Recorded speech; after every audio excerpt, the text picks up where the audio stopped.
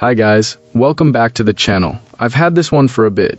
I didn't want to rush and make a video, but I also don't really need 20 minutes to cover it. So here's a quick take. That took a while to get to. But before we get into that, don't forget to check this great discount for it. You can find the link in both the video description and the top comment below. Alright, enough talk. Let's get right into it. So, I spent the first couple of hours with this inverter generator and wanted to share a real, no-nonsense take from someone just trying to keep things running during a storm season. This thing felt like a workhorse in disguise, quiet enough to not drive the neighbors crazy, but still capable of keeping the essentials humming during a power outage. In my setup, I treated the break-in like a cautionary ritual rather than a sprint.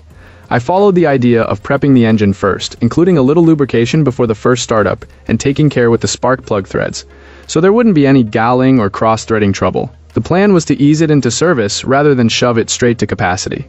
I used a conventional 30-weight oil and even added a zinc phosphates treatment to help those moving parts seat in nicely. The approach worked. The first hour or so was all about controlled temperatures and gentle loading rather than trying to pull full power from the start. After that initial hour, I drained the old oil and refilled with fresh oil, adding more treatment into the process. The idea was simple. Keep the moving parts nicely coated, avoid dry starts, and let the engine gradually learn how to work with load changes. I started with small loads, a space heater at a modest setting, and a heat gun, and then moved into the eco mode to let the engine respond to demand rather than chase a fixed target. The key thing I watched was avoiding a long static load in the early hours. The engine seemed to respond better when it could breathe and adjust.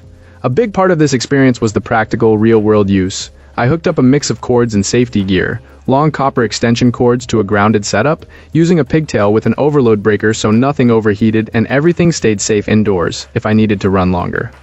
I kept the unit outside but protected with a canvas cover and a simple rack setup to keep airflow. It's not the easiest thing to move around, weight is real, but the wheels and handle help a lot. And yes, the unit runs with a cadence that makes it possible to sleep through the night in a neighborhood outage, as long as you're realistic about how much you're pulling at once. In terms of power, this inverter generator is plenty for a family like mine, enough to handle refrigerators, some fans, and several devices without turning the house into a generator showroom. It's not meant to chase air conditioners at full tilt, but it does a solid job keeping the lights and basics up and running. It's not flawless, there was a tiny oil seep after extended operation, and it's definitely a heavy unit, but the design and the practical care you can take make it feel reliable rather than risky. Bottom line, this inverter generator has earned a strong vote from me. It's capable, reasonably quiet, and user-friendly enough that a non-expert like me can manage the basics with a little patience. If you want dependable backup power without breaking the bank, this is the kind of tool you'd actually reach for when the weather takes a turn.